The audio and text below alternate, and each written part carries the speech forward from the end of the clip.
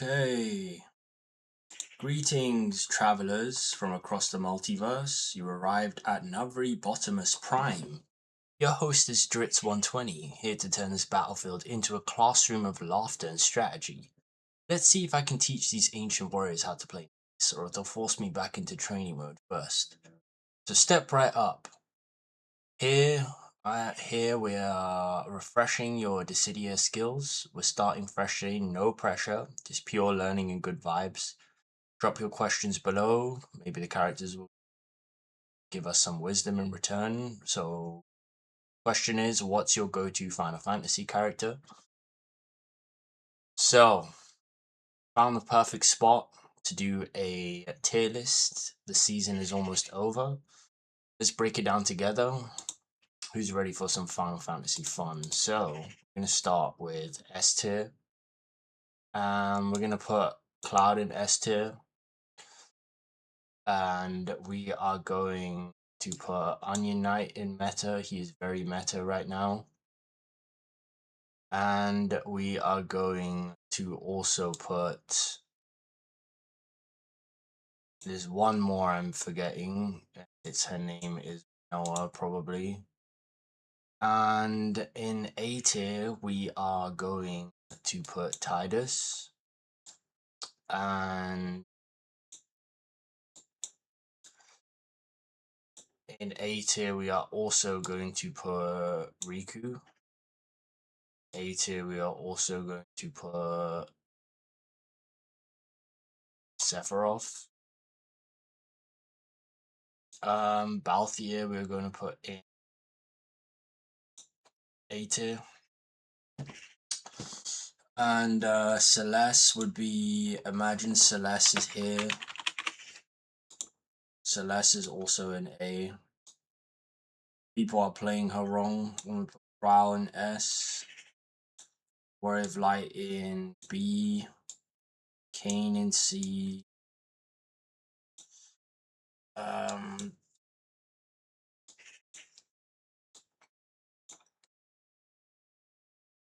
Lightning is probably S tier also. I'm going to put Gaia in C.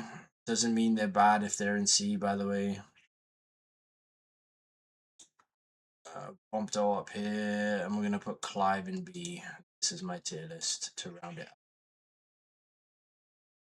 out. And so why do we choose our options? I'll break it down for you. And first is Cloud. It's very simple to play and does a lot of damage to the boss, and his multipliers are good, and he has not seen a significant nerf yet, so he is standing. Onion Knight is unbeatable in the late game with insane damage and stuns. Renoa needs time to ramp up, but once she does amazing damage. Lightning is a good all-rounder, so the best agile in the game right now. Trials health regen ability is probably the best move in the game. Tidus, very quick, probably the fastest agile, but he's not S tier because he lacks in the damage department. His ultra rares are good, but they aren't game breaking like the rest of these. What makes him A tier is his passive. He gets the low cooldowns on his short range abilities. And what makes him A tier is probably his unique. He's not the best. If that was probably better, I'd probably put him in S. He is very good. Riku is good because she has double healing for the entire team, and right now it's permanent, but that may not stand forever. At the time of this recording, there isn't an ability adjustment coming later on, so that will definitely nerf her. Sephiroth has a map-wide stun, great SR and R abilities. Good combos with team. He chains well. Same with Irahur, same sort of thing. She has good chaining, but doesn't have like a map wide stun, obviously. But has very good chaining. Very good power with a unique ability. Close the gap easily on you. Same with Sephiroth, has a very good ability, so they're at the same. Problem is that everyone in this row can be very squishy, so that's the issue. But the thing is that they all do excel in their roles of dealing damage. The reason why Sephiroth is not S tier is because his boss damage is significantly reduced if you do not, use Surge or one of those abilities to buff his damage. Terra is great for speed. She is very basic to play. Also, her difficulty is not demanding. She has good close range abilities in Graviga. She has key battle moves with her unique ability. She can break barriers and she has a full heal, which gives also movement speed. So she has a lot of tools in her kit she can use. So a good solo player if you don't have a pre-made team. Balthier, the reason why I put him in A is because I don't think people see him coming sometimes. And he's very easy to play as a pseudo support. So you can have like a Ramza comp and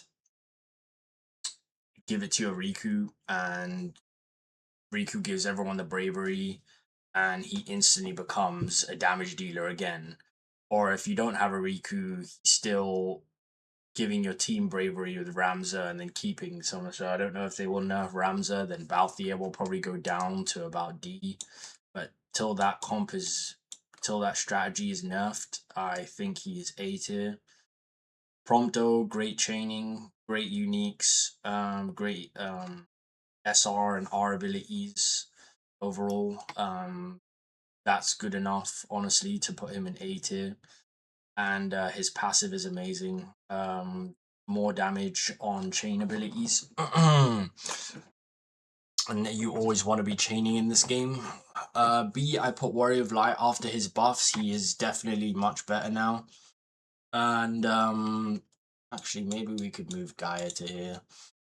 And yeah, I think he's seen significantly more play now, and when I see him in lobbies, I don't think he's a pushover anymore. He's definitely got good stats, and he can soak up a lot of damage for the team. Kane has a great unique ability in his jump. It gives him a damage amp, so I would always recommend to use his unique before using all his abilities. It gives him a 15% attack increase. He can help in very specific comps where you need to clear crystals early. He is very good at dealing damage to the boss, but he has been nerfed a few times, which has basically lowered his overall play rate and lowered his usage. But that doesn't mean he's still bad. He's still good. Put him in average. Clive is average because he doesn't really have any counterplay other than using his URs for protection. He's quite a simple character. When he's in burst, he's one of the strongest characters in the game because he can use his basic attacks to finish you off. So beware of him when he's in that. Before the nerf of he could just track you and just chase you around, but post nerf he's been a bit easier to deal with, I think. You need to run a barrier and a heal with him preferably, but I've seen a lot of people run full damage with him. Gaia, same sort of thing. She's quite linear in her playstyle. She kind of just runs up to the boss and does damage, and there are ways to stop that. But she's been nerfed a few times. There are a lot of people cheesing with Gaia's bomb and all kinds of other things. Oh yeah, I didn't talk about Celes because she's not here, but Celes is A tier for me because I think people aren't playing her properly. People are playing her like she is a support, but she's actually a damage dealer. So build her with damage and be in the front line, and do not play like Kral and Riku. Play more brave with your runic and really force your opponent to make mistakes and try and triple burst with your team as much as possible. Damage is good, and Firion has been very slowed down because of all the nerfs.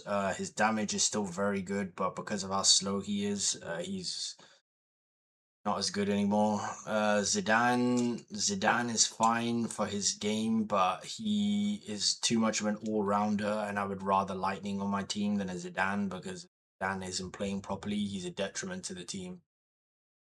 That is all. That is my tier list for ranked season for Celes. I hope you guys enjoyed it. Like and share if you did. Bye for now. And there's one more thing.